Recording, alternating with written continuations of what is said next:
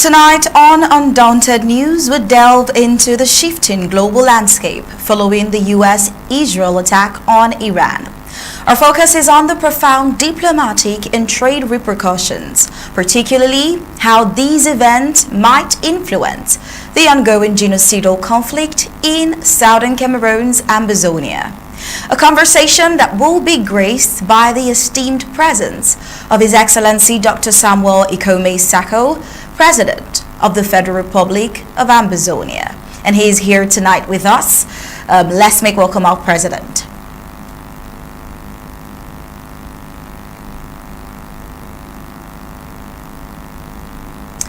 Undaunted, thank you for having me.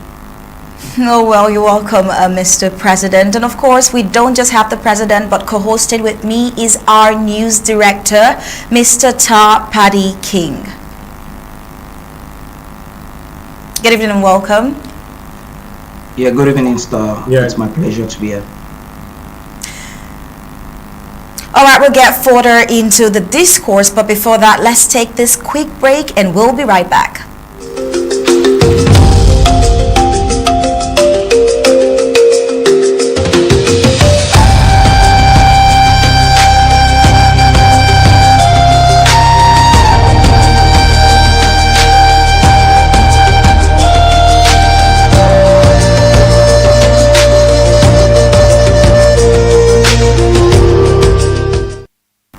On our major discourse for tonight, the U.S.-Israeli strike on Iran.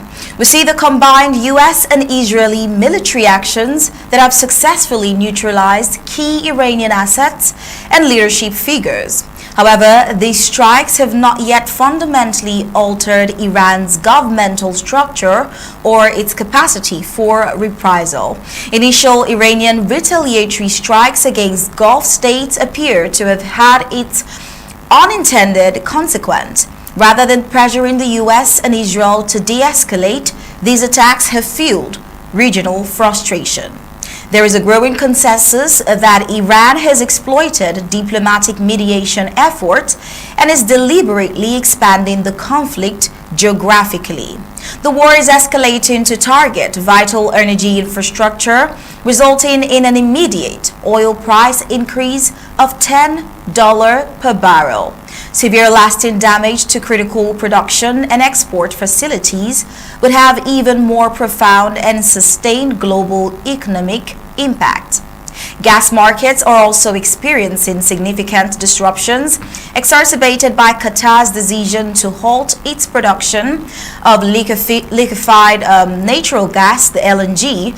Should this disruption persist for several weeks, and if competition amongst importing nations intensifies, gas prices could rapidly return to the high levels that were seen in 2022. Focus on southern Cameroon's Ambazonia.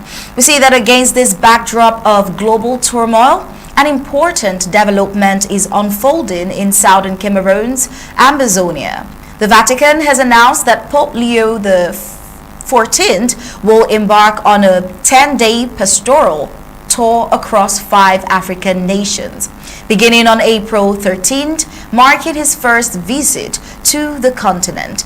His itineraries include Algeria, the Cameroons, French Cameroon and Southern Cameroons, Angola, and Equatorial Guinea. In the Cameroons, the Pope is scheduled to visit Yaoundé, the capital of French Cameroon, Douala, the economic hub, and Bamenda, which is a key cosmopolitan city and the very epicenter of the armed conflict that has been raging for nearly a decade in the southern Cameroons. The colonial regime of President Biya has hastily engaged in cosmetic street improvements in the war-torn city of Bamenda. However, the leadership of southern Cameroon views this move as a disturbing, deceptive, and underhanded attempt by the French Cameroon government to mask the true extent of the war's collateral damage. Well, these critical global and regional issues, alongside other key developments, will form the core of tonight's discussion with the President of Southern Cameroon, His Excellency Dr. Sako. who you've seen joined us during his busy transit schedule. Well, we return shortly. Don't go anywhere. We'll be right back with more details on the United States-Iran strike.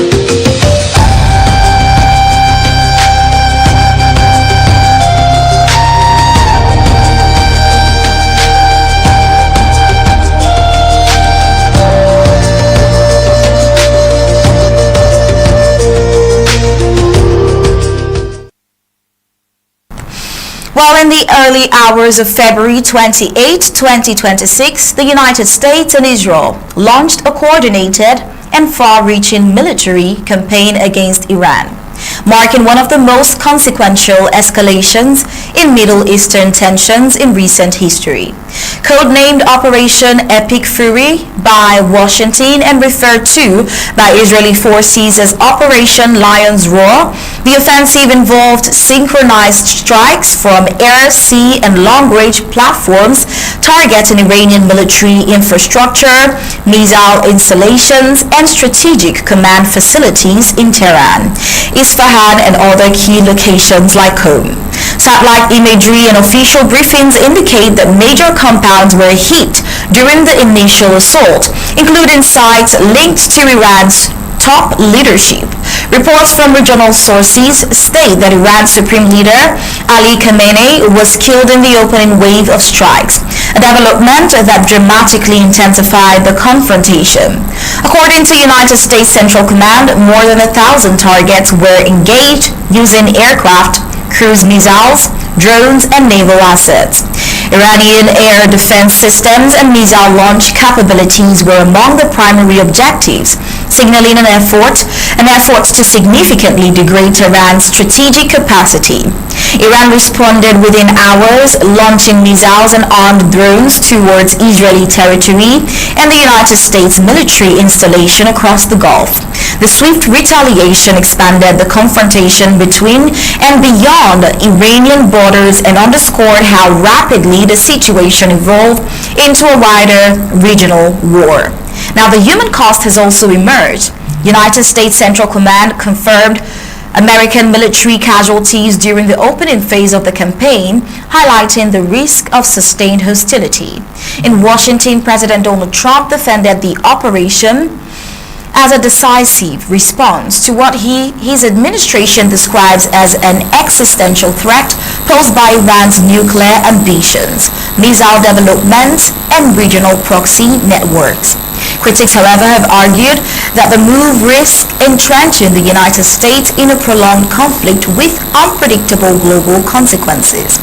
And in a televised address, President Donald Trump described the campaign as one of the most complex modern military operations and vowed that combat actions would continue until strategic objectives are achieved.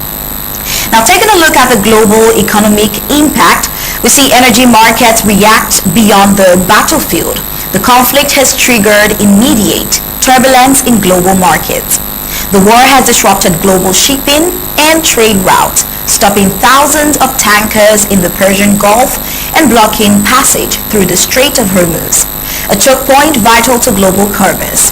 Now, that has impacted access to goods worldwide, including pharmaceutical, electronics, and other key industries that African markets rely on. The strategic Strait of Hormuz, through which roughly 1/5 of the world's seaborne oil supply passes, has faced significant disruption amid heightened military activity. Now, even partial interference in this narrow corridor has historically rattled global energy systems. Now, following the strikes and Iran's retaliation, Brent crude, for instance, and West Texas Intermediate futures surged sharply in early trading sessions, reflecting fears of prolonged supply instability in one of the world's most energy-critical regions. Global stock markets, including in the United States, have reacted negatively to the conflict escalation. At the same time, energy prices have surged. For example, the Brent crude briefly jumped above $85 per barrel as investors price in prolonged risk to energy supplies. Shipping insurers have reportedly increased risk premiums for vessels operating in the Gulf, while some maritime operators have rerouted or delayed shipments. Now, these developments have implications for fuel costs, manufacturing supply chains, and consumer price globally. Equity markets across Asia and Europe recorded declines amid investor uncertainty, and safe haven assets saw increased demands as geopolitical risk calculations shifted. Now, directly on Africa, how has this impacted? We see that while African states are not directly involved militarily, the continent is actually exposed through energy markets and trade flows. For net oil importing African countries, higher global crude prices translate into more expensive fuel imports, and this can place pressure on government budgets, widen trade deficits, and drive up transportation and food prices, particularly in economies already grappling with inflationary strain. Now, for oil exporting nations such as Nigeria and Angola, elevated crude prices could boost short-term export revenues. However, benefits depend on production capacity, existing output agreements, and the ability to quickly capitalize on price spikes. Well, South African President Cyril Ramaphosa has said the conflict is already straining Africa's supply chains and raising energy prices, noting how shutdowns of oil and gas facilities and disruptions around the strategic Strait of Hormuz are affecting African economies. Interestingly though, Nigeria could benefit and be strained. Nigerian news sources report that increased crude prices could lead to an extra $1.3 billion in oil sales. That's $1.3 billion in oil sales for Nigeria in March, reflecting how West African oil exporters gain revenue but also face inflationary pressures domestically. Financial analysts note that volatility itself can be destabilizing. Sudden swings in oil prices complicate fiscal planning and currency stability, particularly in emerging markets. Additionally, African airlines operating routes to the Middle East face potential airspace adjustments and higher jet fuel costs, which could affect ticket pricing and logistics. African Union and regional bodies have publicly cautioned that the crisis threatens energy markets, food security, and overall economic resilience. Well, we see that especially in economies already vulnerable to external shocks, it affects that even more. And the broader strategic implications, we see the longer the confrontation persists, the greater the risk of wider geopolitical realignment. Energy security concerns have returned to the forefront of international policy discussions, and sustained instability around the Gulf could intensify global inflation pressures. Whether Operation Epic Fury achieves its strategic aims or it further destabilizes an already fragile region, that remains uncertain. But then what is clear in all of this is that its consequences extend well beyond Iran and Israel, shaping energy markets, financial system, and economic stability across Africa and the wider world. Well, as I introduced earlier to you, we have with us our news director in tonight's Undaunted and the esteemed President of the Federal Republic of Ambazonia, President Sako. Once again, good evening and welcome.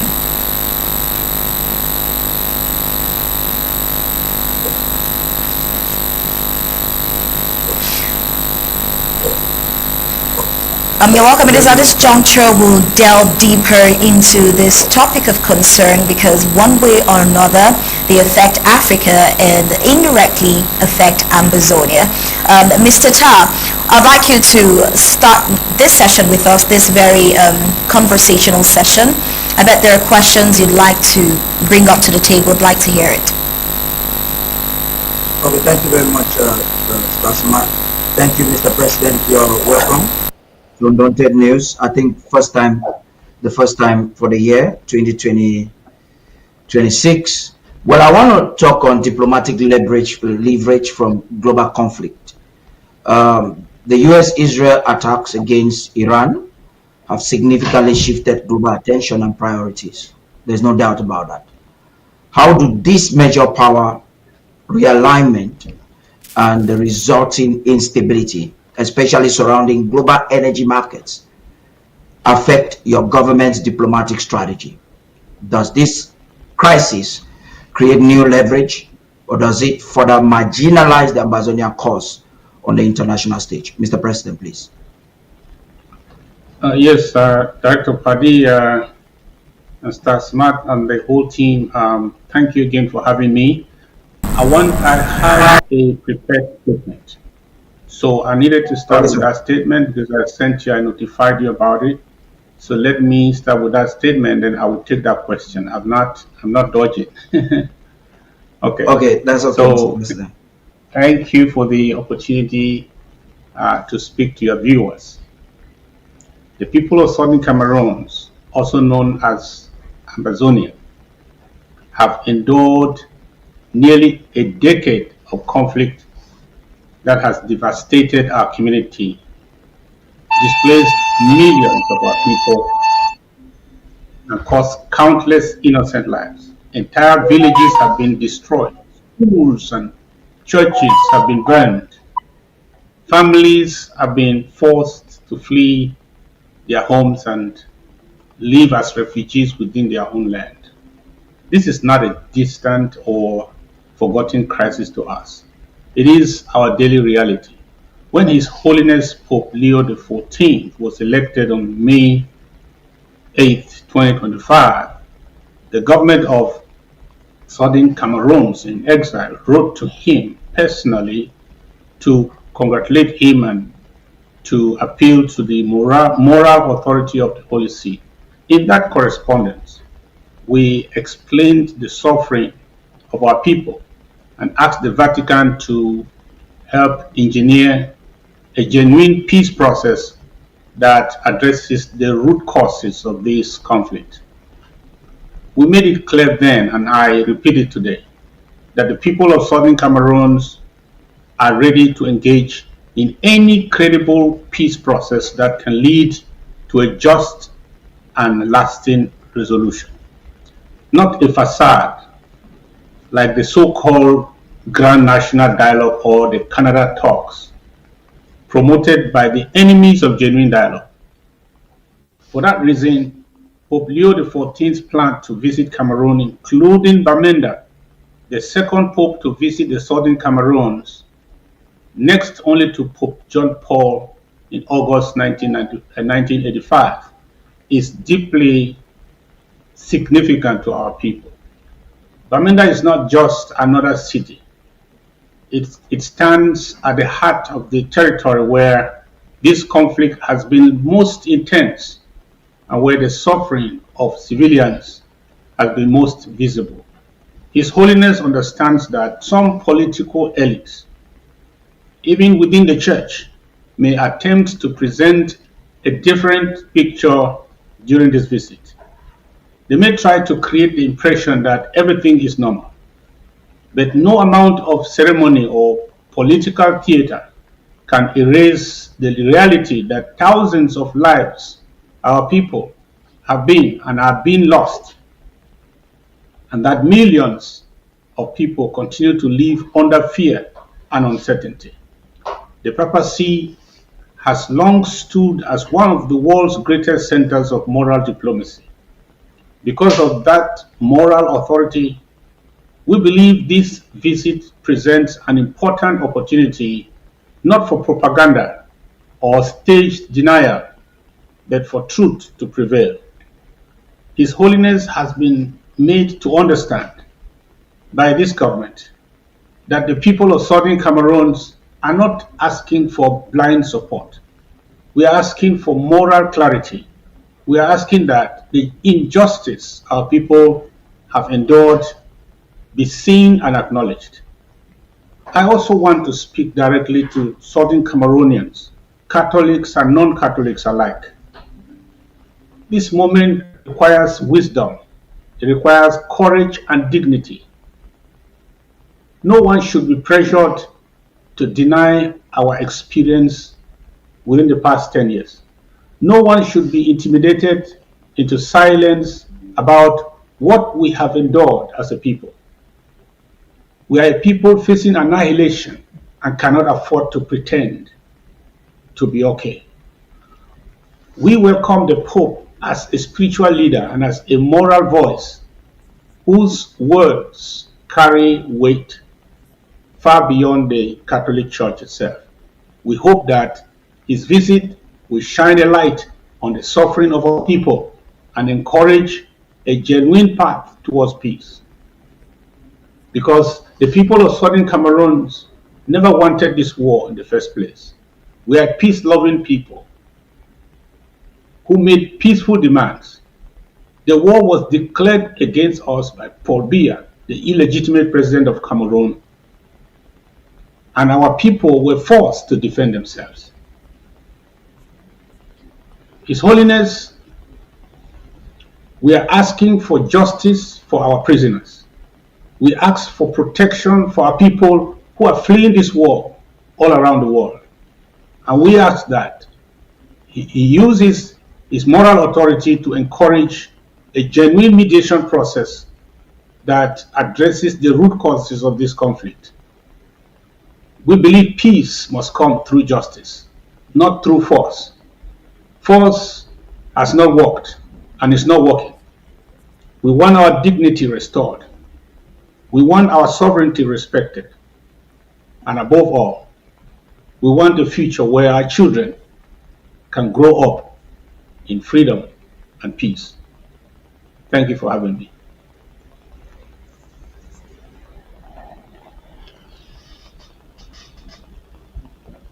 Yeah. All of you. Yeah. All of you. Yeah, Mr. President, that was an interesting monologue or speech you had there. We had actually previewed in the middle of our discussion for you to give this statement because the idea was to ensure that lots of Ambazonians will get it. But I am happy with your proactiveness. So I'll take you back because everything that is happening now has a lot to do with the president's visit. I know Stasman has some questions in that regard. The Pope's visit to Ambazonia and what is happening in the world that directly affects us, and even this visit that is supposed to come. So my first question that would link to the Pope's visit, before I even get into the U.S. conflicts, I want to ask, the Pope is visiting Bamenda, which is the epicenter of the conflict. So given the colonial regime's cosmetic street improvements, reconstructions, what specific message does the Federal Republic of Ambazonia wish to convey to the Vatican? Because they might come and they're probably seeing something different from what you're talking about. We understand that Cameroon is sending troops, enormous troops down to ensure that there's some level of calm when the Papa is there. So furthermore, what specific concrete actions should the Pope or the international community take following the visit to genuinely address the genocidal conflict rather than just witnessing a sanitized view of the war zone? Please, Mr. President. Thank you, Dr. Paddy. First off, I want to inform the people of Southern Cameroon that the Pope is not coming to Cameroon to be informed. He is coming to Cameroon in reaction to the voices and the cries of the people of the Southern Cameroon. So anyone who says that whatever the theatrics that they will play that's what information the Pope is going to take back. It's a joke. Means he doesn't know what the papacy is.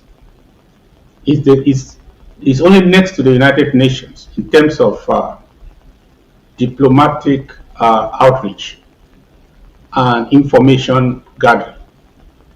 So they know the papacy is aware, and we have made them aware from the predecessor of Pope Leo to this Pope. We have communicated with the papacy, and they have heard from us. They have heard from other people, other stakeholders. I cannot pretend that we are the only ones. The one thing I can assure you that we sent official correspondences right here from Washington. We made sure that we mailed direct copies of our correspondences, even through the apostolic nuncio. We made direct contact with the papacy to register our worries, our troubles on his table. So the Pope is aware, the papacy is all aware, so it's not coming to be informed. Now, we respect the papacy. We respect everyone that is the Pope because of his central place as a moral authority over Western civilization, Western societies. He is an opinion leader in Western societies, and as a head of state, he wields a lot of influence over many governments on the resolution of conflicts around the world. His opinions are not easily dismissed with the back of the hand. So he is such an authority that you want to have on your side. That is why we started contacting the papacy in 2018. And nearly every year we have sent letters to remind him that the plight continues, or remind the papacy that the plight continues. At a certain point, the Pope even tried to engineer. We had a non-governmental organization that was working with the papacy, trying to help us to get a mediation process in place.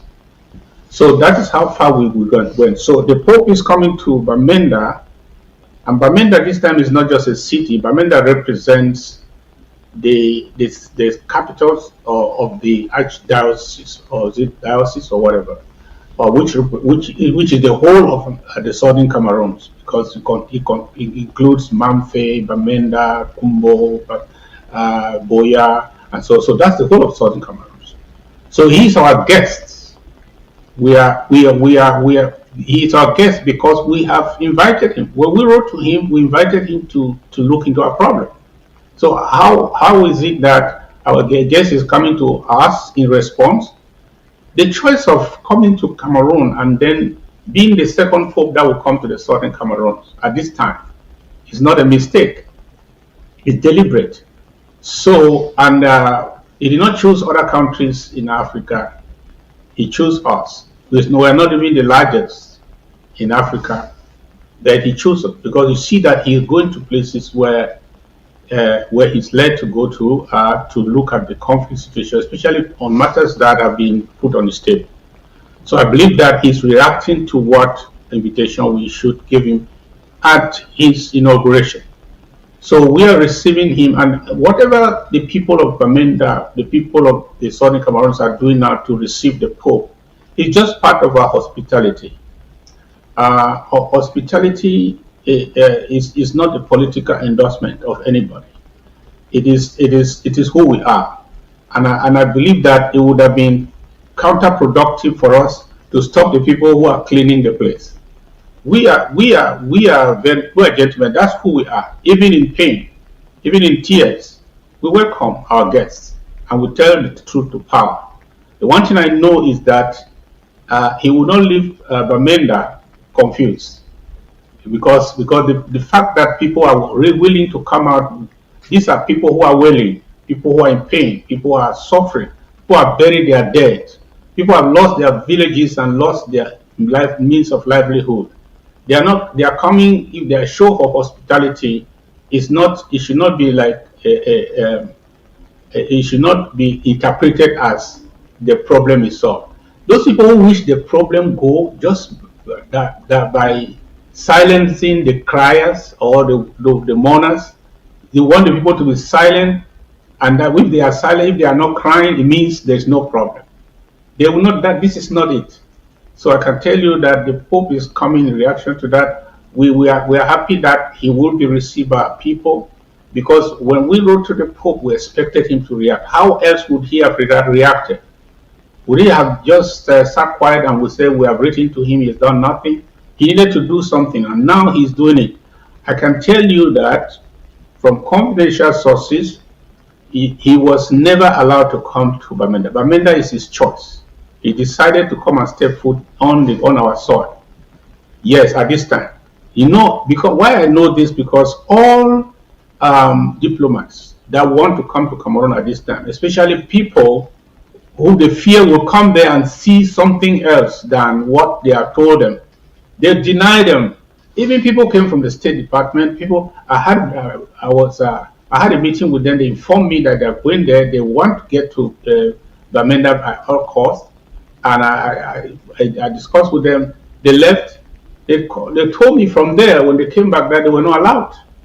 They were not allowed to go to Bamenda. But you know, nobody can say no to the Pope.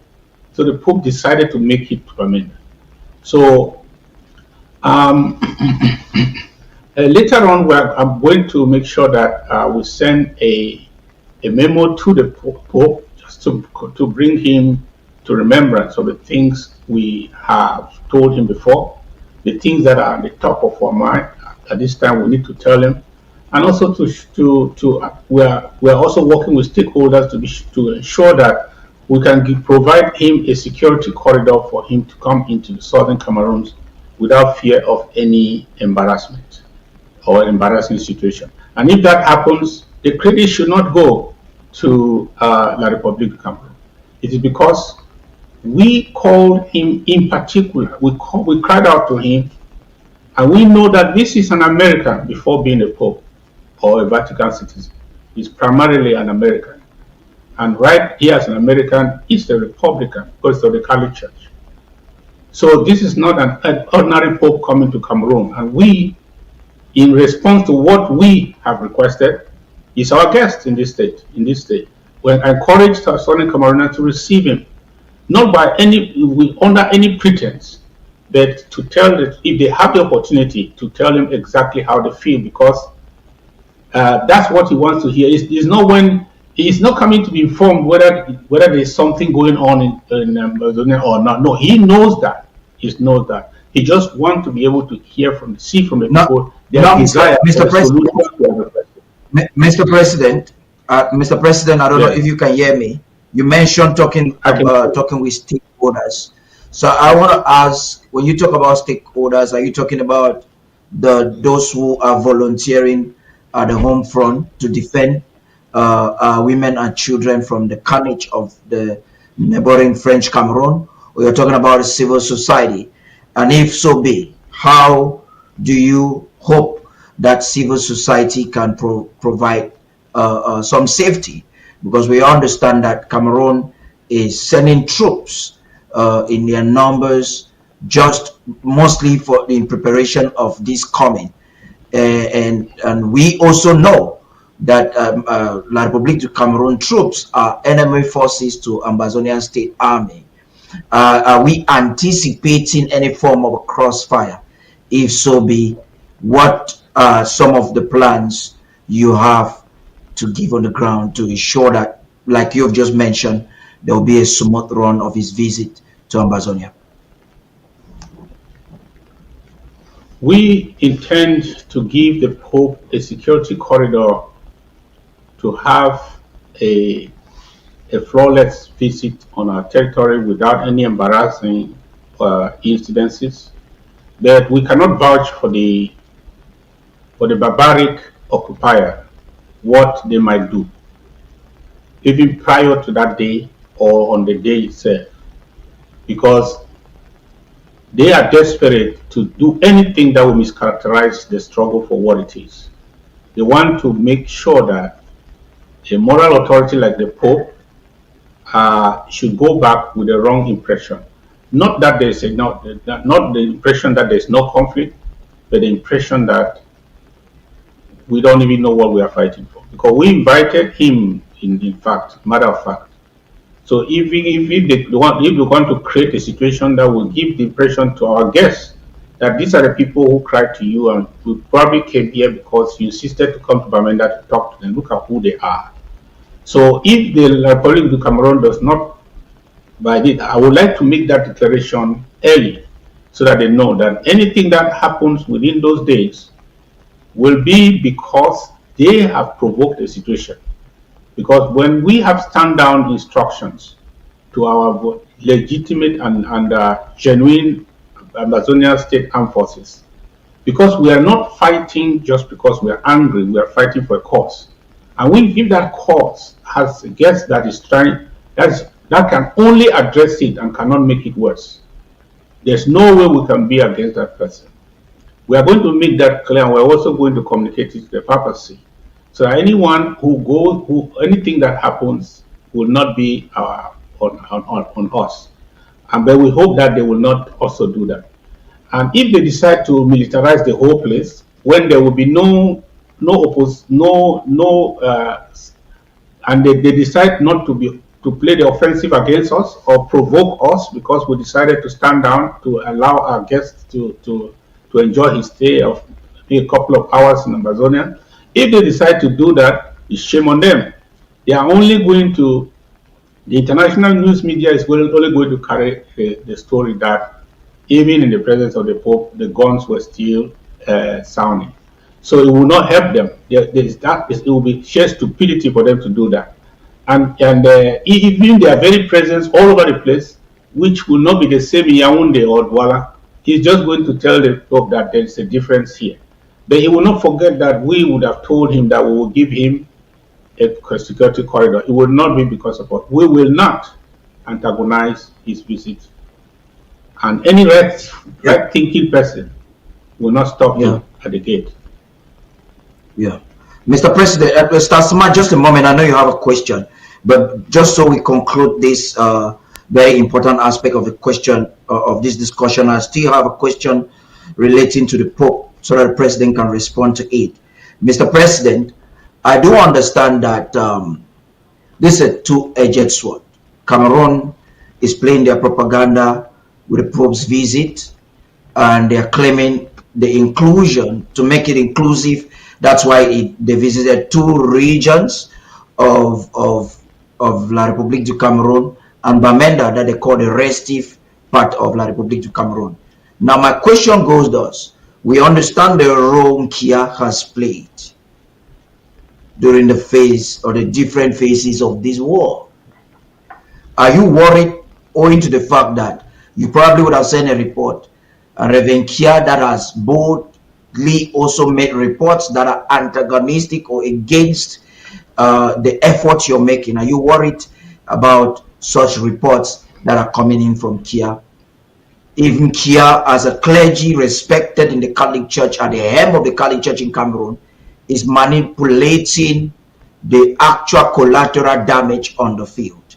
Are you worried at any given point that there could be distortion of information and misunderstanding as it relates to the actual war on the ground? Here is a politician. It is clear that he is on the side of the CPDM. He's just a CPDM clergyman. So he doesn't have the monopoly of informing the Pope. The Archdiocese, the Bamenda, includes other bishops. In fact, he's just a bishop that coordinates other certain activities in other archdioceses. He's just the bishop of Bamenda, so to speak. And then there's Bishop of Boya Bush, Bishop of Manfe, Bishop of Kubo. There are other bishops. These are bishops that make that episcopal diocese. So I don't know. I can make a mistake in pronouncing them, but I want to tell you that he doesn't have the monopoly of talking to the Pope or informing the Pope. The Pope knows many things that is not Bishop Kea that told him. So nobody should think that he's not a demigod, that he alone has the ears of the Pope. Whatever he tells the Pope, that's what the Pope hears. No. And also, the Pope, the papacy being a center of information and diplomacy, they hear from international organizations. They report to them. Even when we were having the Swiss talks, the organization that was HD, that was coordinating, that was doing the technical partner of the Swiss government that was coordinating the talks, was reporting to the papacy too. So they have information coming from outside the so-called the political bishop, Archbishop of Bamenda. No, there are even retired bishops that will still have opportunity to meet with the Pope, even for 1-2 minutes. And the people of Bamenda, they are the number one stakeholders. When we talk about the stakeholder, we're not referring to, just to our resistance on the ground. These are people who are faceless. They cannot of course come out. That's why we speak for them. We speak to authorities, and we genuinely believe that we represent them when we do so. But we have everyone in the Ambazonia is the number one stakeholder. The people of Ambazonia, the population of Ambazonia, are the number one stakeholders in the struggle. And everyone that is in leadership in over any number of people in Ambazonia is a stakeholder. Because you are born of the southern you are born of southern Cameroon's blood, so you are a southern Cameroonian, and you are a stakeholder. If you are part of the suffering, if you are part of the struggle that people are that is going on for the past 10 years, then you are. This includes the church. This includes traditional authorities who still have a level of sanity in their mind. Then this also includes civil society organizations, including the press that is still alive here and there in the southern Cameroon. All these are stakeholders. We expect that as many as will have the opportunity to talk to the Pope, they will do so. Even if they don't, at least they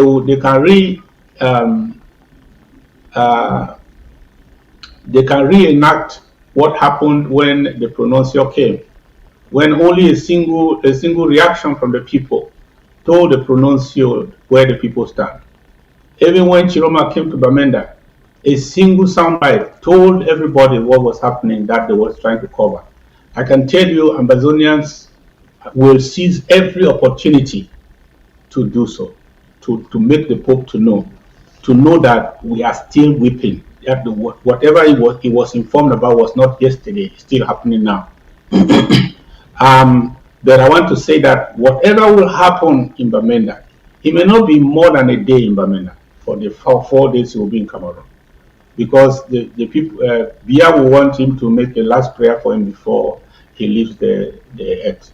So everybody will covet that prayer, and they would like to keep him there as long as possible, so that he doesn't get to be to meet other stakeholders and so on. They would like to do it. In fact, that's what they desire to do until he said, no, I must go. I must be in Bamenda. Yeah, I know. Yes, that's smart. Mr. President, once again, it is an absolute honor and pleasure to have Undaunted host you in this exclusive session today. But before we get further with the news, especially the breaking news coming from the home front, we have a question of concern looking at everything happening globally, how the U.S.-Israel strike on Iran has indirectly or directly affected the African oil prices and inflation and a lot more, and seeing the papal visit to the Cameroons, we could say it's an auspicious moment that I think the president is disconnected. While we try to let's take a short break and try to bring him back. Let me find out why he's disconnected. Can't hear.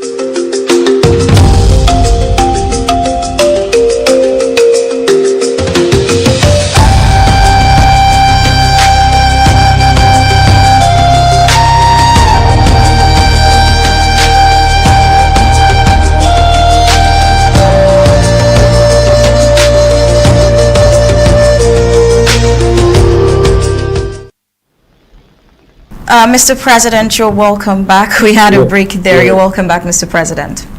Yes, thank you.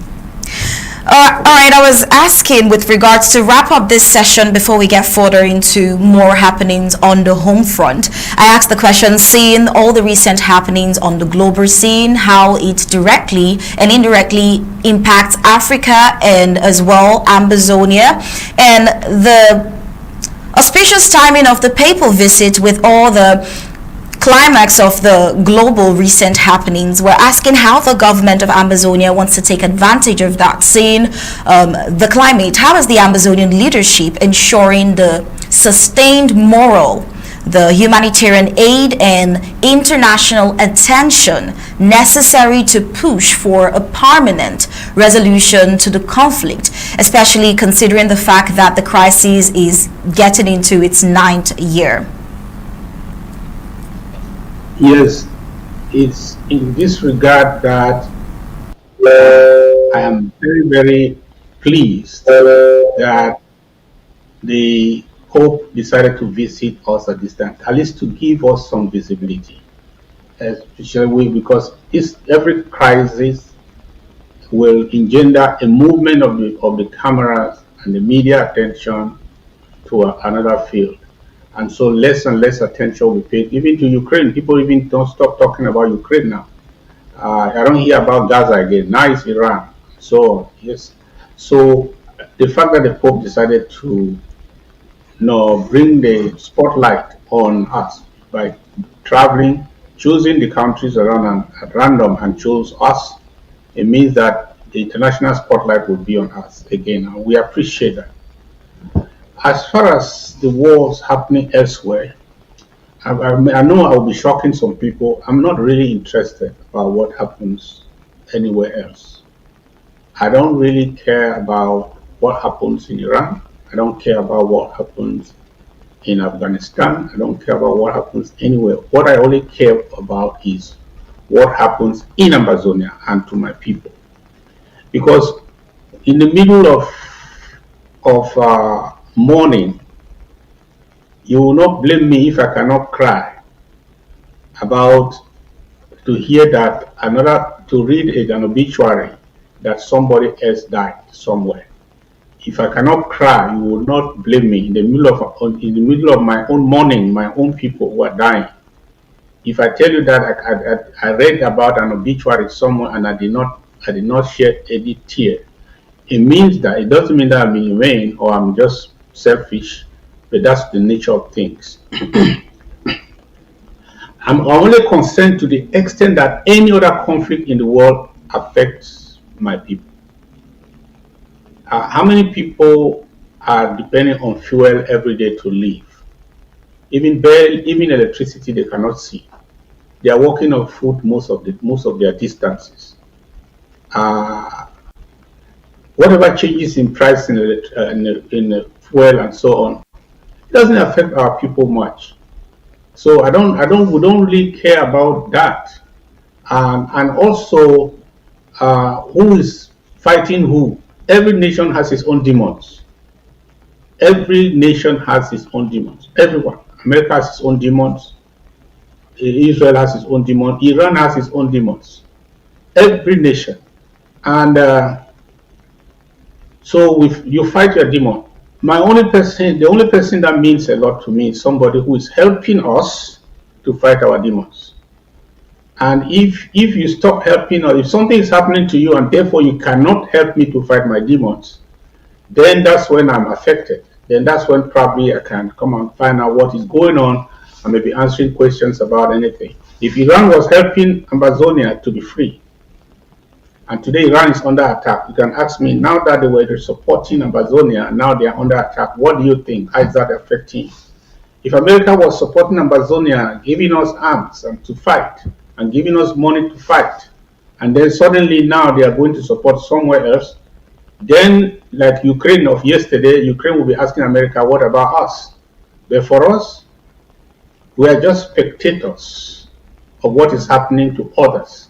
We are only concerned with whatever is happening to them that directly affects us. We are too much in sorrow to even consider that somebody else has a problem, because because we don't want to rumple ourselves into things that don't matter. Because right now, even the worst of the worst people you know in this world might be the one that will turn around to come and help us. If they do, we'll give them a handshake.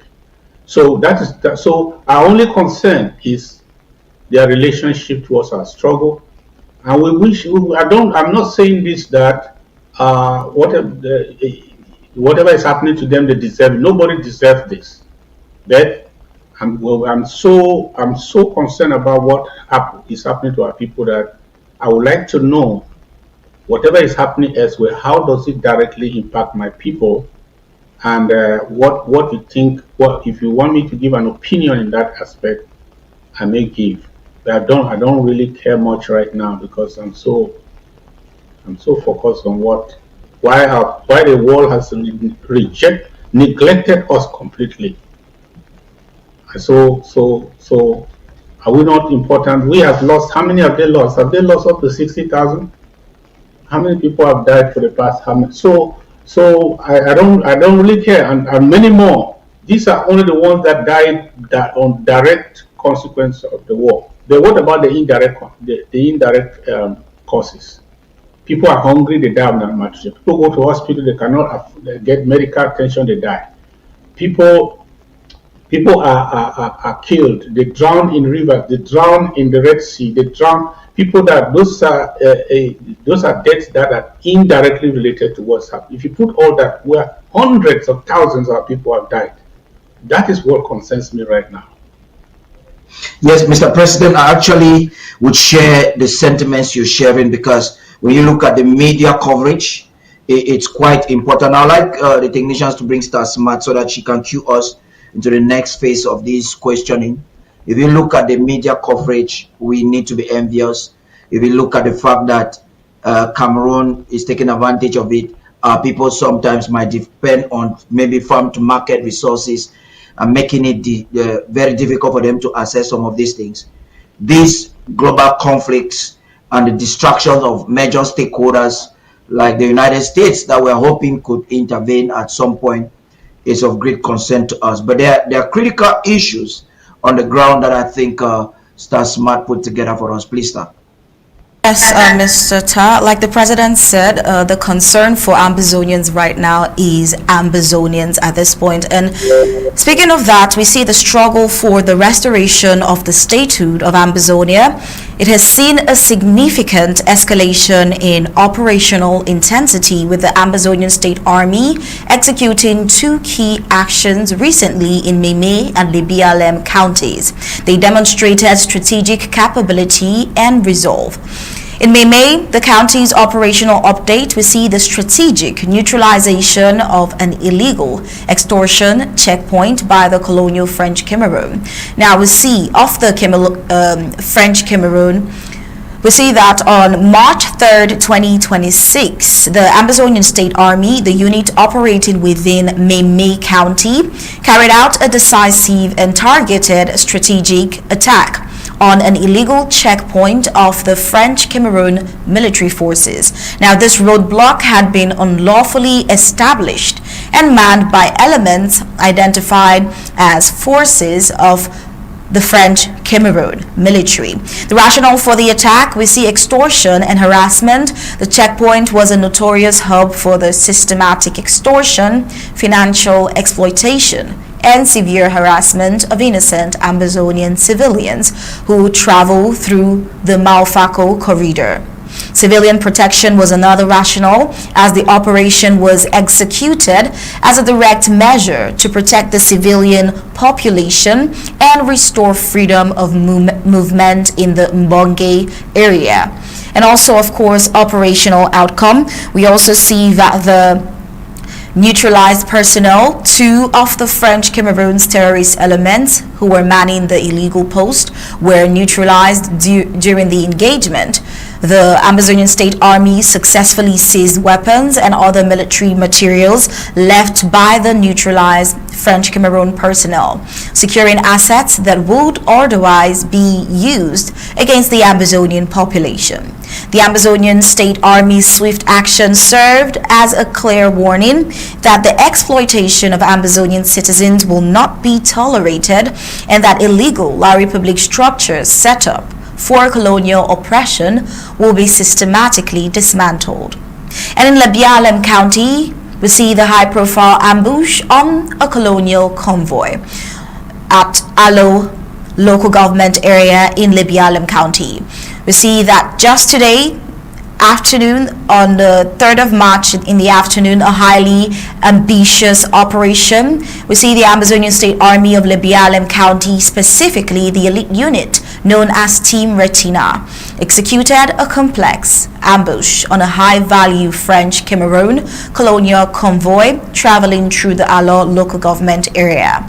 The target, the convoy was transporting several high-ranking French Cameroon colonial administrators, including the prominent figure Paul Tassong, a key representative of the colonial regime. The targeting of such a convoy indicates a deliberate attempt to disrupt the administrative and political operations of La République in the region. The current situation and casualty status as of the time of the comprehensive update, official reports concerning the outcome of the ambush, specifically regarding injuries or casualties among the colonial administrators and their escort, it remains unconfirmed.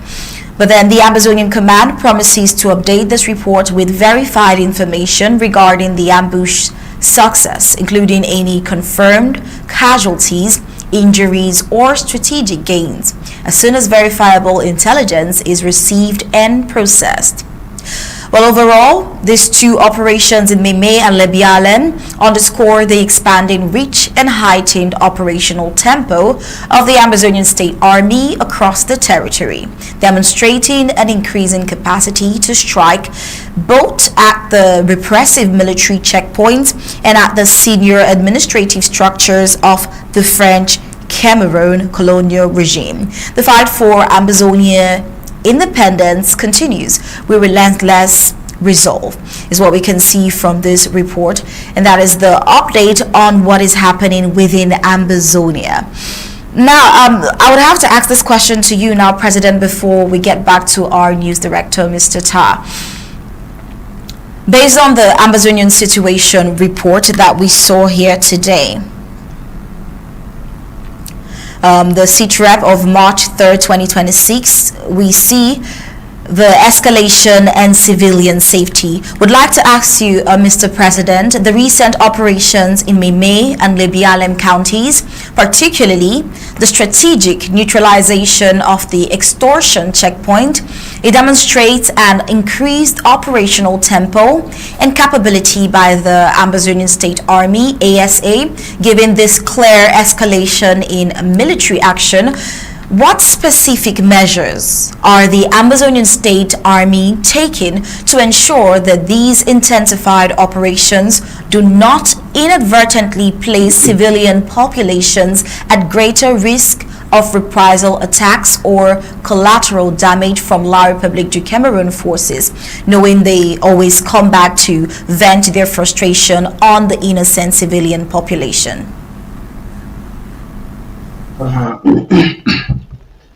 It is, we can only say what is correct. We cannot stop a villain from doing what is wrong. So they keep on doing this, and we want to call the international community's attention, and all the non-governmental organizations, all the humanitarian organizations, Human Rights Watch, and all those who cry foul when they think that Ambazonia is involved in one thing or the other. These are the things that they should watch and see. This is not how wars are. War is not sheer brutality. It's a fight that is regulated. It's a regulated fight because they have laws. That's why they have international humanitarian laws. These people who are doing this are actually criminals. So you not tell me what would the criminals do now that you have done the legitimate thing to do. It is our legitimate right to defend ourselves. Yes, we are in our full legitimate right to defend ourselves when attacked. But when they decide not to come in counter attack, they rather take it on the innocent population and kill people, burn down villages and maim them. These are criminals. After this war, many people will not go back to their homes. Yes, they will not, because there will be accountability. There will be a day of reckoning after this war. Many people I think that's why they don't want this war to end, because they know that that day of reckoning will come sooner than later. So we can tell you that from the day the war was declared on Ambazonia, everyone of the security apparatus of the La République du Cameroon, who is not in La République du Cameroon, but who is in the southern Cameroon, is part of the war. Therefore, has made him or herself a legitimate target. Whether you are at a checkpoint, whether you are anywhere, you have made yourself a legitimate target because you are a security force of the enemy side, and you are there not to make peace. What will you do with somebody who come and tell you, I'm an Ambazonian and this is my weapon of war? You will kill him. So if you will kill him, the law says I should, in self-defense, I should kill you first instead of you killing me. It's part of self-defense. So I want to congratulate the people of the genuine Ambazonian State Armed Forces of the Southern Cameroon for almost always targeting only security and military operations, which are there serving as a menace to the people, which are there to kill them if they can, and their assignment has been find and delete. That's how they have been going from home to home. If they are not kidnapping the people for ransom, taking them, they are doing kale so-called, then they are shooting them down. They are taking them and killing them by the wayside and attacking our innocent people, killing our people. That's why we have lost thousands. So our people are forced to defend themselves, and I want to congratulate them that from Boyo, Dogamanto, right down to Dian, to Antufako, to Meme, and Libialem, and Mezam, Ngoketunja Bui, Dogamanto, Menchum, Kupe Wanenguba, Manu, all of you. I want to congratulate all of you for standing your ground, for doing the right thing, for not going against civilians, not breaking in international humanitarian law, but targeting the enemy in your land who has been deployed to kill you and to burn more of our villages and to destroy our people. So you deserve my congratulations, and I want to congratulate you, and I ask you to keep on doing so, because if you did not do so, some of the villages we still have today will not be there. Some of the little life we still have in the southern Cameroon will not still be there, because now at least you have standing your ground in some places. Make sure you do so until peace will come. Now, they have the one thing what we decided to do as a self-defense philosophy is to stop the enemy from killing us, and then peace will come through negotiation. And that's what we have done. If we have done anything in these 9 years or so, is that we have been able to stop the enemy from simply solving the problem by killing all of us. And we have made it clear to them that they will not win this militarily. They will not force peace on us militarily, and they know they can't. And so we have won. The only thing, like people coming towards us now, including the Pope and so on, is to find a way that such conflicts are resolved. No longer peace imposed through the use of force. It will not happen. Mr. President, I think it's quite delightful to hear when you speak with a lot of not just gusto. You're speaking with so much assurance and excitement owing to the unwavering, bold intervention of our women and brothers at the home front who decided just a few years ago, they started with their bare hands to defend the homeland.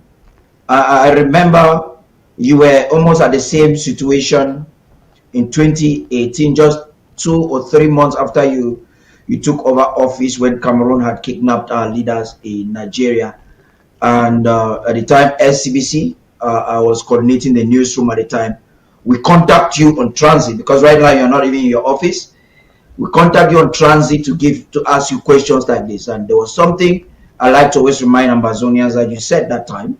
What you said on television is there will be no Cameroon as it is if there is no Ambazonia.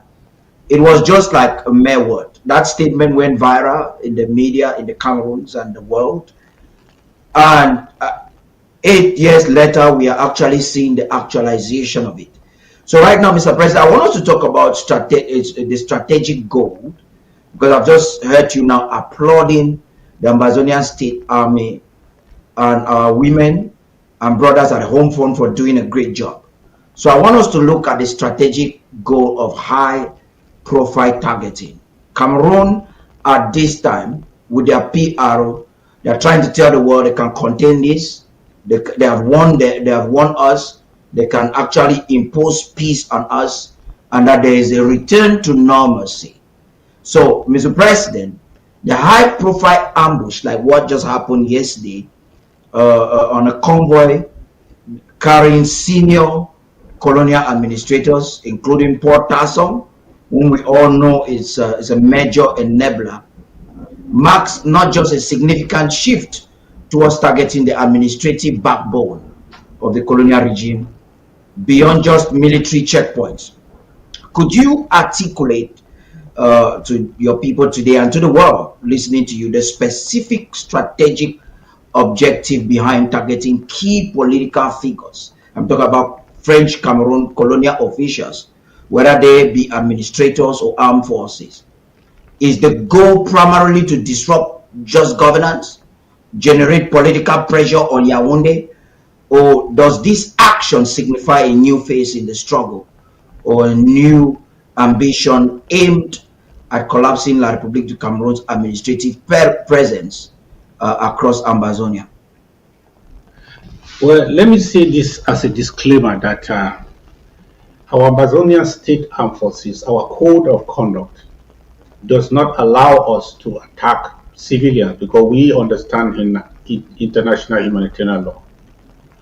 But the problem is that some of these civilians are collateral damage because they always walk within the convoy of the enemy. The enemy, the forces, security forces or insecurity forces of La République du Cameroon are the ones escorting them in front, behind, by the side, by the left, and so on. And these people must not be allowed in our territory. So if our ASA carefully targets them, sometimes if you are a civilian in their midst, then you are a collateral damage. We don't target civilians, and we don't look for civilians. That's why even some of their so-called politicians, they still come to Ambazonia and they go back. You don't hear that they have been attacked. But when you surround yourself with legitimate targets and you hide yourself in their midst, and they attack them because they are everywhere.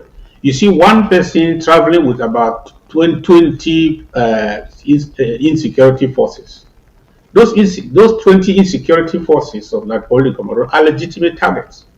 But if you find yourself in their midst, then you become a collateral damage.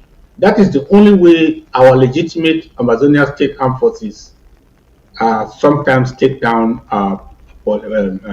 civilians in our territory. It's regrettable, and some people because of their bad records and their bad deeds to the community, to the people, they don't think that they can come there without You see a so-called chief coming back to Ambazonia, bringing a lot of insecurity forces from the colonial government to come to our land because you think they are the ones who will protect you. Now you make yourself a target, not because they will target you, but because you have brought their enemies in their compound. So they target that enemy and there is a crossfire and some people will die who are not supposed to die. We want to encourage the people that if you are a son of the Southern Cameroon's Ambazonia and you want to visit Ambazonia, you are free to visit Ambazonia as an Ambazonian. Don't bring those talks that are killing our people. Are you kidding me? The people you are bringing to protect you are the ones who killed somebody's brother, who killed somebody's sister, who raped somebody's mother, who just maimed somebody's father who is now, and then that person grew up as an orphan for the past 7 years. Then you go and bring those people around to come and guard you. You make yourself a target. You better come by yourself because you have committed no crime. Come to Ambazonia and leave Ambazonia. But when you think that you are secure and hide yourself among such evil forces that are so evil and so they hate us and they are so evil to our people, and you think that they can protect you, well, you just made yourself a target because they will come for them. They will come for those security forces, and they have a right to do so because they have no place, they have no right of being there in their land. The only reason why they are in Ambazonia land is to kill us, is to kill our people. So they will come against them. So my encouragement to all is that let no security force in Ambazonia, let no security, La Republic security force, let no colonial security force in Ambazonia have a freedom of movement, Let them not feel that they are immune because they are protecting civilians. We must come against them. We must come after them until those who are visiting Ambazonia be wise. Be wise and know that we don't come against anyone except our enemy, those who want to annihilate us as a people. So if you find yourself in their midst and wrap yourself with their cloth, with their garment, then you make yourself a target.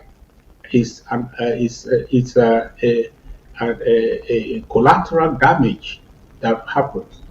But we are not going to stop because we have been warning the people, telling them all the time, even if you are going to bury the dead, go there as an Ambazonian. If you get there, have a discussion with the people. Sometimes even our legitimate boys, those who are listening to us, if they have any concern, they will approach you as man to man. They don't kill people. And that's why I want to talk to those who are defending our people on the ground. You cannot turn against our people and call that part of the warfare.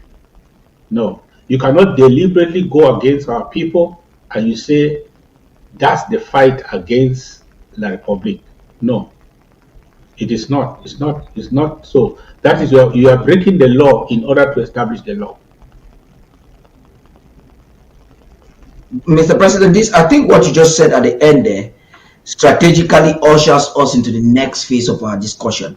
Because what happens is some of them, like you said, are becoming collateral damages because they act like proxies of the colonial administration.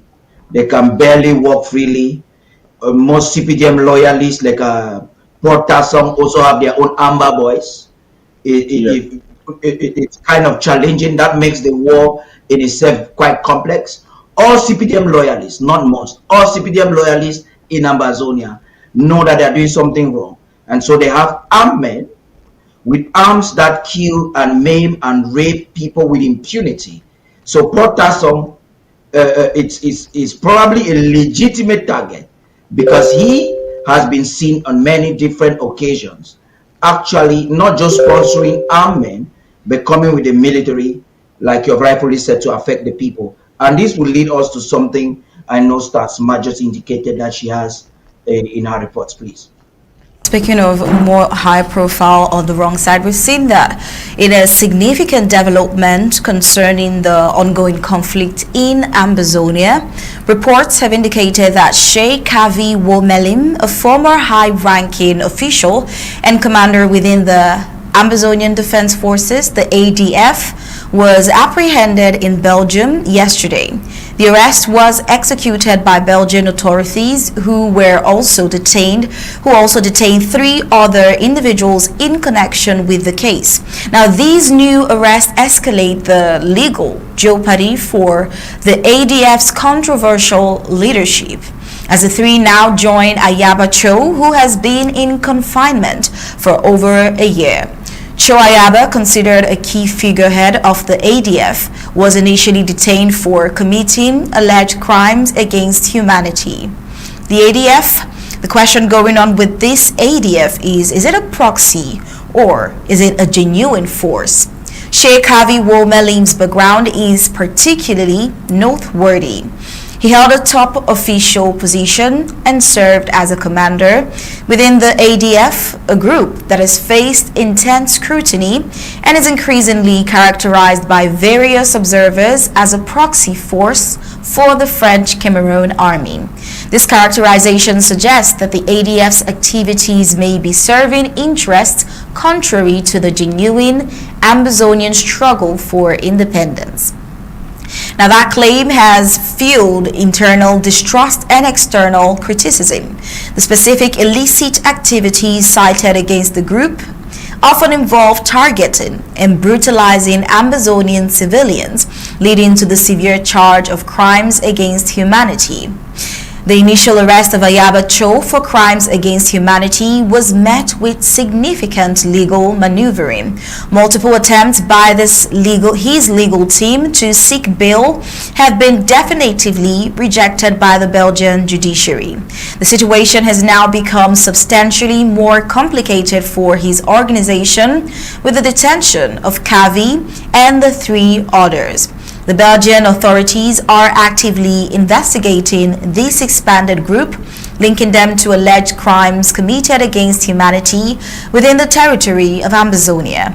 The apprehension of these prominent figures underscores an intensified international legal focus on holding individuals accountable for atrocities committed during the conflict.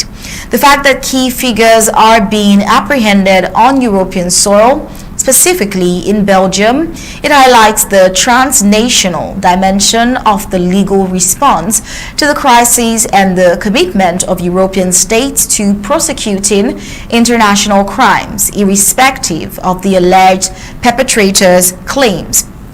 Now, this ongoing legal action is a major blow to the organizational structure and public image of the faction led by Cho Ayaba, signaling a potential shift in the international perception and handling of the Ambazonian conflict's internal actors.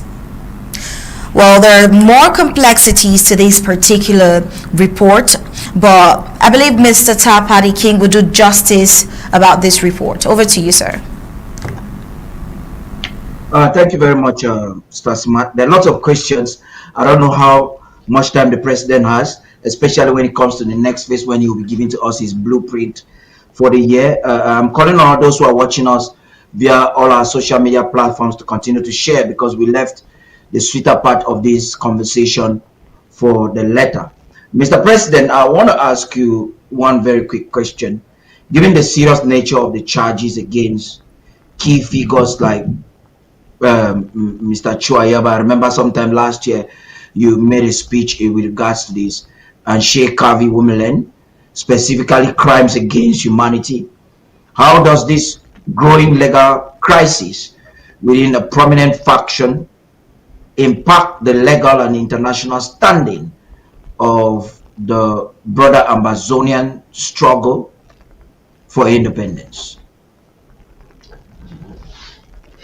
Let me say this, because I believe that this struggle will come to an end in our lifetime. So let me say something that You may not see today, but you will remember me for this.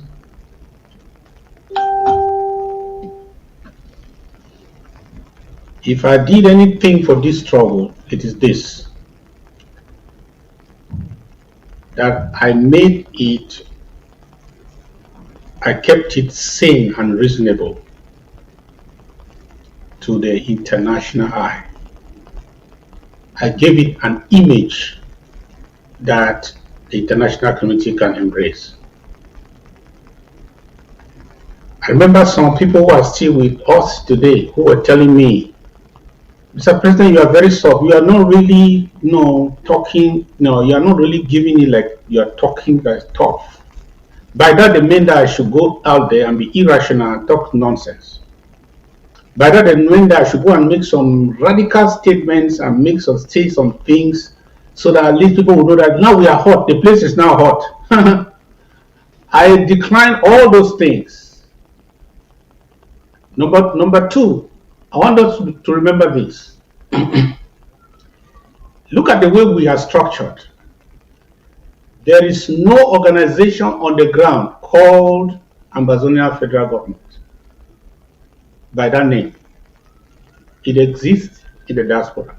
All our organizations that we use as public purpose, there's no one that exists on the ground with a t-shirt or with a structure on the ground. The relationship between Ambazonia, the population of Ambazonia, and this federal government is one of allegiance. We kept it that way. Some people would have even asked us that we are the ones to register organizations that these people must answer to right there on the ground and carry placards and carry t-shirts on it. When you register an organization, call it ADF, call it Sokadev, and the thing is registered in Europe, registered in America. Okay, and you give them structures on the ground, and any one of them does anything that is wrong, who bears the responsibility? Can you deny that? No, I don't know that. You register that organization, and they can see that organization which you registered here with a legal existence in this country, maybe in Belgium, maybe in Norway, maybe in America. It has a legal existence with your name as the owner. And that same organization is functioning somewhere else as your organization. How will you not be held accountable for the activities of anyone who comes in the name of that organization? How will you not be easily infiltrated? You know, some of the people that will say that they have been corrupted by La Republic, no, they were simply infiltrated. Because in their quest to take responsibility for everything, to do everything, to be ahead of everyone, La Republic Special Forces simply penetrated their camps. They joined them. They came with materials and said, take this one, take this one. We are one. We just want to fight. And then they entered their midst. They infiltrated them and started using them for their own cause. It's infiltration. And when you are so ambitious, when you are so selfish, when you are illogical, unreasonable, irrational, and you just want to bark like a lion, you do things like that. I made sure that the way we have been structured from the day I came here, I made sure that our relationship with the people on the ground is one of allegiance. We own nothing. So, if we have an organization registered in the Republic of Cameroon, what is the connection? What is the connection between a people acting on the ground and that organization that is duly registered and operating in America or Canada or anywhere? None. But these people, you see ADF on the ground, you also see ADF in Norway.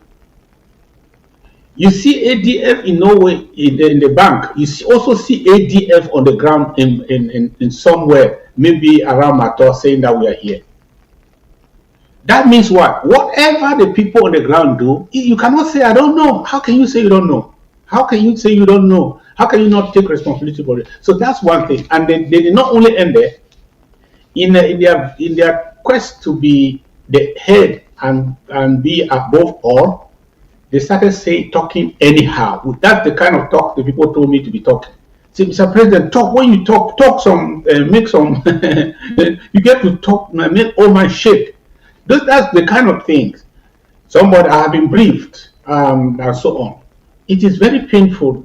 I don't rejoice when people suffer, but I feel bad when they do so out of sheer stupidity. Yeah. It should be that it should not be out of stupidity. It should be that you have done everything right, but you find yourself in the wrong place. I'll sympathize with you. The way you, out of your own sheer stupidity, out of your own lack of knowledge, your own sheer zeal out without knowledge, you do things like this and you hurt yourself. These are people who go online and claim responsibility for things they don't know about, or for things their own people did just because they have their t-shirt and they say, yes, that is us, just to make sure that they will tell you that they are the ones who are fighting. And therefore, they took responsibility for everything. When you take responsibility for something good that the person did, that you are the one who gave him instruction. When that person does a wrong thing, will you now say you are not the one who gave him instruction? And these people are not even wise to that extent.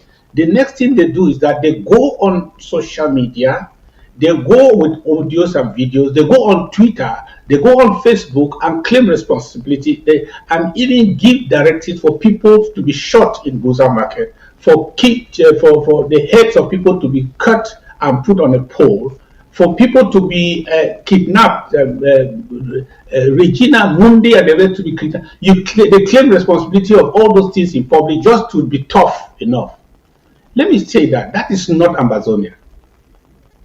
That's not. If you needed that for you to be called the tough person, the tough man of Ambazonia, that was for a few minutes, because that's not the war. We live in some country. We live in country. We are not living in Akwaya. We are not living in Lebialem or Bui. We are living in countries that have laws. Even the picture you showed me there, the video where somebody is holding a rifle. Is it authorized to carry that rifle in the country that he is? Is that rifle registered in his name? He's trying to use it for propaganda to prove tough. But let us be honest. Is he licensed to carry that thing? Does he think that when he uses on Facebook for this and that, people will not come and find out how he got it or what he's doing? I'm not saying I don't know. I'm not privy to whatever has happened. But I see all this foolishness going around. Some people have been to prison just for that. They go put themselves on video. They're in America or in which country? You are not in Ambazonia.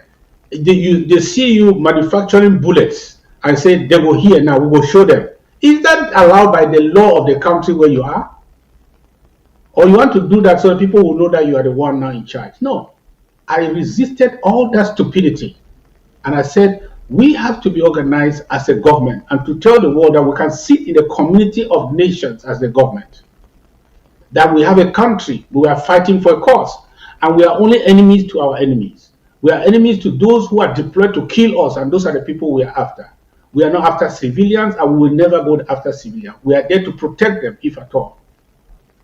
So when I hear things like that, I sympathize if they did nothing, if they said nothing that warranted that arrest. If they said nothing, they published nothing, they took responsibility for nothing, but they find themselves where they are. But if they took responsibility, that the delegate that was caught, we have him, and the delegate was killed. They took responsibility that they said we have him, inverted commas. Then now, if they are arrested for that, you say they are arresting them because of Ambazonia? No. The people who were shot in Gaza market, our Ambazonia, their lives are very important, right? Their lives they are even more important than the people who killed them. But they went ahead and said, we gave instruction, and they said that is the example of what will happen to others. When you do something like that in the name of fighting for Ambazonia, is that a struggle? And Even if somebody you know did something that is wrong, why do you why do you foolishly take responsibility for something, and you know that that man is representing an organization that you are duly registered as an official in the diaspora? What kind of sense is that? Okay, it makes you look the tough guy. Now there is a law in the country where you are. Does the law says you can do that? No. So that is these are the things that are happening. I really feel that, well, if they are going to be judged, let them be judged. Because let me say this: the only way anybody in this diaspora can be indicted in the country that he is that for an action that took place in Ambazonia, there must be a direct link between you and that action. The link can come as a result of registration of your organization that exists in that country and also exists in the country where you live. And therefore, that link, that flow, that communication is a link. They will find out if that because you cannot deny that that organization operating over there is not your own, because it is registered here as you. The only way you can believe is that even if there's no organizational link, there should be an act that was committed that can be traced back to you, but as giving the orders for such things to be happening. Otherwise, free speech will cover you. But when outside free speech, they can find that there is an act that was connected to you giving the orders or masterminding the action, and that thing happened and it constitutes a crime, then you answer for it. It has nothing to do with Ambazonia. If not, then it is not today that some people will be picked up. It will be for a long time ago. You see? But so I have tried my best amongst all the noise and all the influence and pushing me around to know that we are not in a Kwiliwindi. We are in somebody's land. So the first law that you need to respect is the law of the land that you are in. It doesn't matter how angry you are. That law must be respected. And number two, you must be sure that we came into this struggle as a diaspora to support the survival of our people. We don't own their actions. But when you position yourself to own their every action by recruiting them into your organization and giving them instruction directly on what to do and what not to do, and then when they do the things, you go out there and announce and take responsibility for the things they do, even when they have killed people in cold blood, you come and boast of that, say, yes, I gave instruction. Concerning that lady that was kidnapped and the money was stolen, the same people came out and said, we took the money. I regret that. We regret that we only took the money and said, set out free. Next time we will not set out free, we take the money. Those things were said on television. Some people will be annoyed with me now. They say, why is Dr. Sako saying this? But listen, I did not say these things. If you are outraged by what I'm reporting, then you should be more outraged by the person who made the news. How do you say something like that? And you know that you have many haters, even in the international community. They can find any loophole. But when you say things like that, you're giving them ammunition. How do you say things like that? People are bombed at the Boya mountain range. You come out and say you are the one who did it. Your people. You call your organization that they are the one who did it. And that organization is registered in the country that you are, and your name is there legally. Some people, you want to defend them, but they are indefensible. Because it's difficult to defend somebody who acknowledges a crime, who acknowledges himself to have committed a crime. How do you stand by his side? Some people came to tell me that it's good, all of us Ambazonia, just come out and defend. How do I defend you? How do I stand with you when you have acknowledged having committed a crime? And it's on record.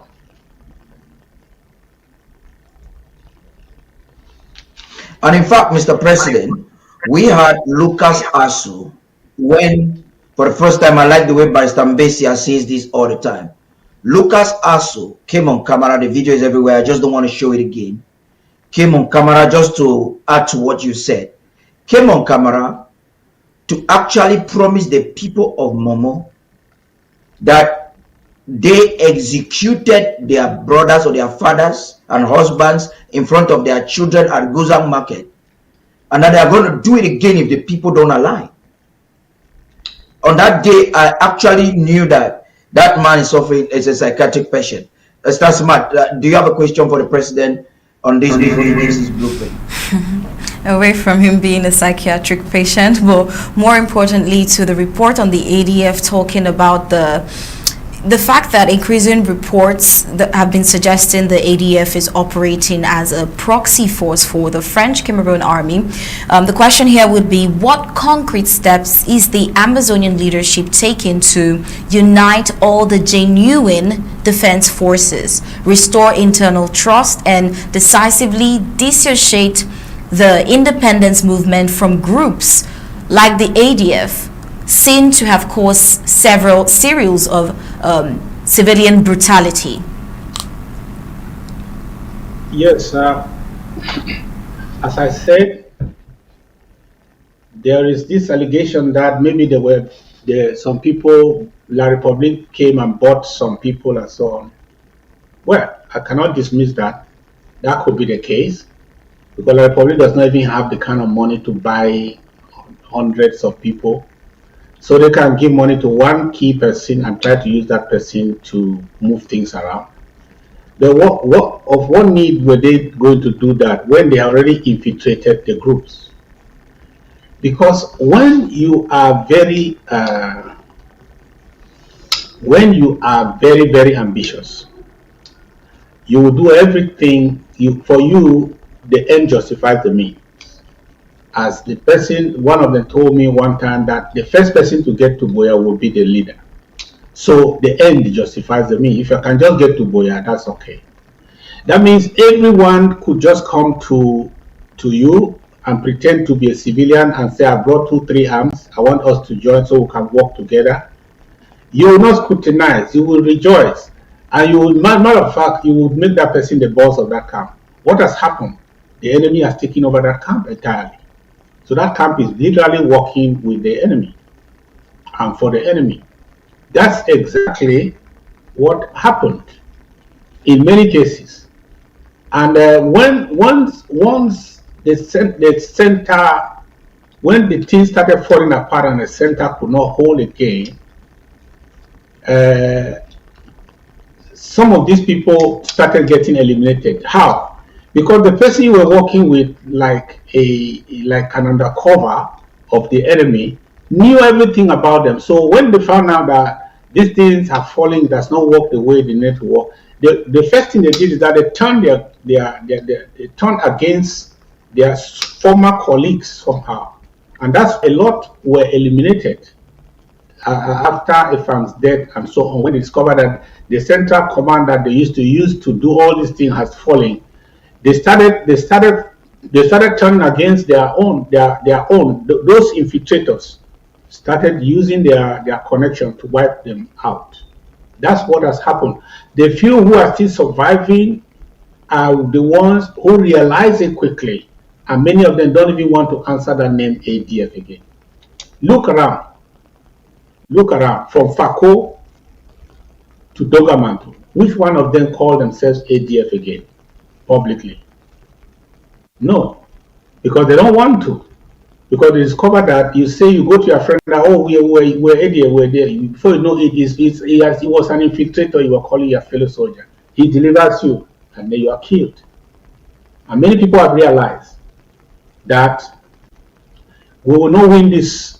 Well, if we want to win a country, then we have to fight as an organized force. We have to fight as a nation. We cannot fight like as if we are the proprietors of a certain organization that was registered somewhere, wearing their name, carrying their flag with their name, and then bearing everything about them before even talking about Ambazonia. It is ridiculous. You go to some of their places, you see that their flag, not even the flag of Ambazonia. You see, so So I feel very bad for our own who were fighting when they started this thing. Nobody recruited them. They were ready to fight out of a shared desire to survive and the atrocities, to resist the enemy.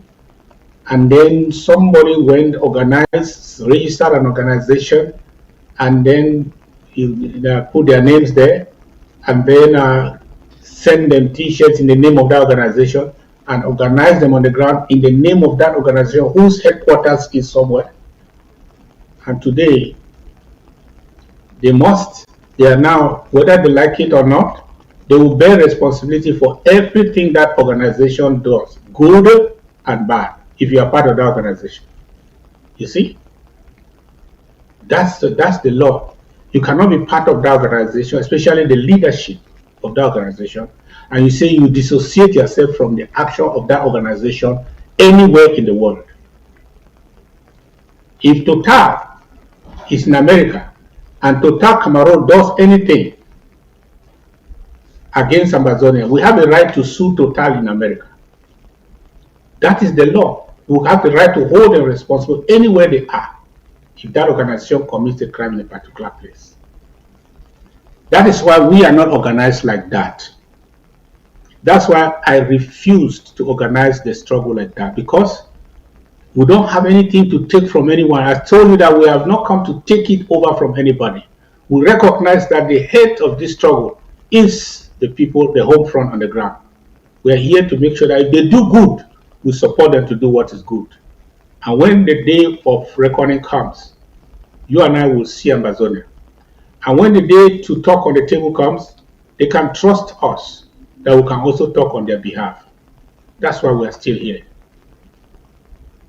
That's amazing. Mr. President, I know that there's a lot you would like to cover, and from what you have been able to share with us from start to now, what's happening, the impact of the current global crisis that might lead to maybe a third world war, the visit of the Pope in Ambazonia, and now this, you probably would have given a hint on your approach or the way you are envisaging the war. Ambazonians have seen you since you took leadership in 2018, transition different phases, facing different obstacles and bringing different strategies on how you coordinate the people with your diligent leadership.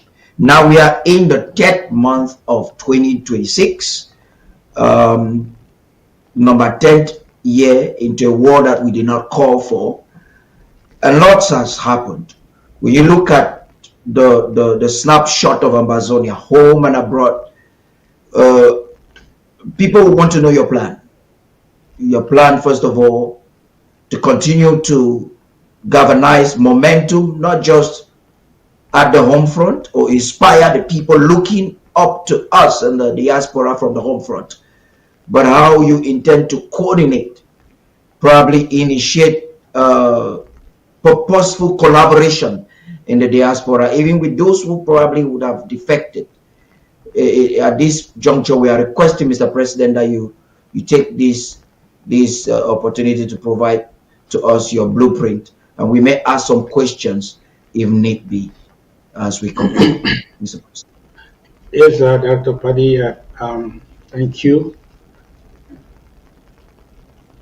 We are at the finishing leg of this race because we have attained our objective of denying La Republique the victory that every state party craves over any so-called rebellion. So we have denied them, not just in words, but in action, and it is clear. So it is correct to say we are in the finishing phase. The finishing phase is now, in this stalemate, the only resolution will either be the surrender of one party,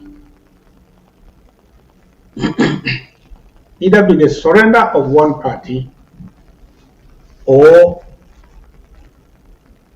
the peaceful negotiated settlement. So that is the final phase. So for us as a government, we are working on finishing strategies. That's the terminology I used before, and that's the terminology I'm giving you again. We are working, since last year, we started working on finishing strategies. When you have got to a point where you have done everything that you were supposed to do, you have to do the finishing. Because the finishing will determine how we go, how it all ends. So a good beginning should also end with a good ending.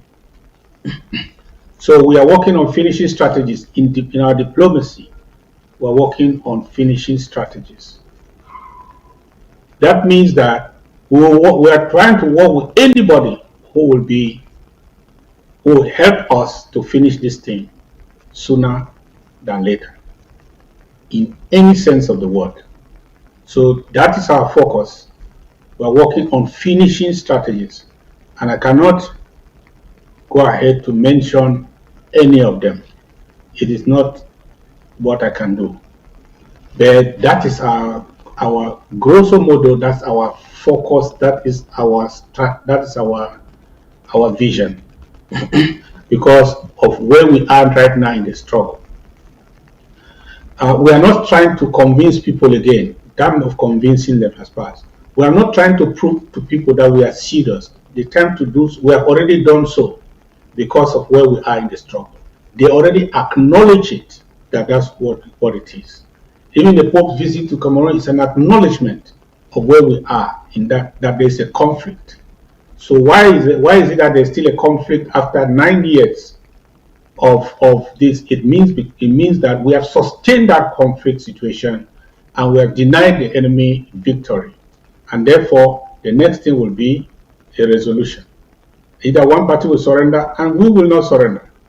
Because somebody is to surrender to something, right? You cannot surrender to nothing. To surrender to nothing, it means to be killed. It means to die. It were better you were not born. It means you fought for nothing. We have nothing to surrender to. So La Republic can surrender and take back their and go back to their country. We cannot surrender and get nothing. So surrender is not part of our survival. We have set our strategy. We have said that it is until the last man standing, because the only thing that makes sense is to fight, to be alive, for something. So as long as we are alive, we are going to fight for that thing until the last man standing. So and then even when we see people fall aside, some people tell me, do you know that look at how many people are falling, how many people are falling aside. Did we not say till the last man standing? But now we are still more than one man. So it's only unfortunate that some people who sang until the last man standing, until we reach Boya, today they have become spectators. They can no more sing until we reach Boya. But I'm challenging everybody that this thing will end in one way or the other, either surrender or a negotiated settlement. I see the second possibility more realistic, a negotiated settlement. Why? Because it is not getting better on the other side. Some of the people who are coming to us now to seek find a solution, it's not just to help us, it's also for the survival of Cameroon. Because I said that if we are not free, there will be no Cameroon as we know it. That is the truth now. Have you seen what they do? They only borrow to pay debts. They go to Europe, they take euro bonds, they sell some hundreds of billions of CFA, not even dollars. What do they do with that money? They take it to pay emergency obligations. Obligations are debts. And then which country survives like that? Which country continue to fight a war under those conditions? And the little money that is remaining, everybody, when the people realize that they are in a sinking boat, they don't invest in it. They don't invest their future in it. Nobody in the La Republic apparatus invests in the future of that because they know that that is going to collapse. It's already drowning. And even investors know that it's a drowning boat. They cannot invest in it. So how long will they survive trying to put up a bold face to fight or to resist us and refuse to come to the table? We are planning for the final phase because this is the final phase. It is coming, it will come sooner for some of us, the way we think, it will come sooner than we expect because the enemy has realized what you do in a situation like this against a tough man who says he's stronger and a stronger man is to make sure that we get them to a point where it makes more sense to talk than to fight, that it is cheaper to talk than to fight. Talking will be cheaper until they realize that, oh, maybe by talking we might survive, but by fighting we might all perish. When we get them to that point, and that is the point where now they are struggling to survive, to stay afloat, then gradually they come to the question, an inevitable question. Will we not save a lot by talking? How much more can we give up by refusing to talk? That is going to happen. It happened to the great United States of America in their war in Afghanistan. They did not leave Afghanistan because they won. But they asked themselves, they were spending about, I think, $1 billion a week, $1 billion a week. And they asked themselves, how long are we going to do this? Isn't it cheaper? Can we not save some things? And is it not cheaper to leave and come and nail another day than to continue to fight and keep this? But what are we getting from this in return for $1 billion a week? They made a choice unilaterally, like a joke, and they left. So if United States within 20 years surrendered, can the Republic survive another 3 years? They are finished. I'm not prophesying, I'm just telling you reality. Let the economists tell you, they are finished. Anytime a nation decides to borrow to survive, not borrowing to invest, borrow to pay debt. And the IMF now is coming. When you hear the IMF come to install itself in a country, the IRS, I keep on saying IRS. The IMF is a financial police of the international financial community. When they come and establish themselves in their country, it means they have come to they are sheriffs, they are financial sheriffs. They have come to they are debt collectors. They have come to make sure that everything that is remaining, they sweep it and take it. That you should not deceive them again 1 second. They have come to take away everything. The coming of the IMF in that country marks the end. That means they cannot manage themselves again to pay them. They have to come and be present to make sure they collect the money on time, which they cannot get. How long will they keep that because they want to fight Ambazonia? So we are managing the end stage of this struggle, and we are doing whatever we can do because we can see the cloud before the rain comes. That's amazing, Mr. President. Indirectly, when you say they are finished, especially economically, you're inadvertently advising Ambazonia that if they are stubborn and they're not willing to get out, we just need to continue putting the knife in the wound where it's paining the most. Thank you, Mr. President. I missed your busy schedule. Like I said earlier, you're not even in your base, but you would spend the time to want to talk to us elaborately. We've been here for over 2 hours. I don't know if you have any final words as we conclude this very important conversation with you. Well, ABC, thank you. Tomorrow, is it tomorrow? No, on Friday. Friday we have APP meeting with you. Yes. Friday. Inviting all our stakeholders the county officials and LGAs and government officials to be in that meeting. And then I want to appreciate ABC, and I understand how that you are even in the midst of difficulty, you are even spreading your tentacles, going into the radio, and your waves have been received right on the ground in many places. I'm contemplating a day for you people so that we can encourage you. At this point, we need communication more than ever before. So I want to encourage those who are supporting ABC to do so, and and make sure that we keep the voice of Ambazonia alive through this channel. Make sure that we will not cease hearing this voice on the ground. Imagine the enemy will rejoice. So I want to encourage all our donors.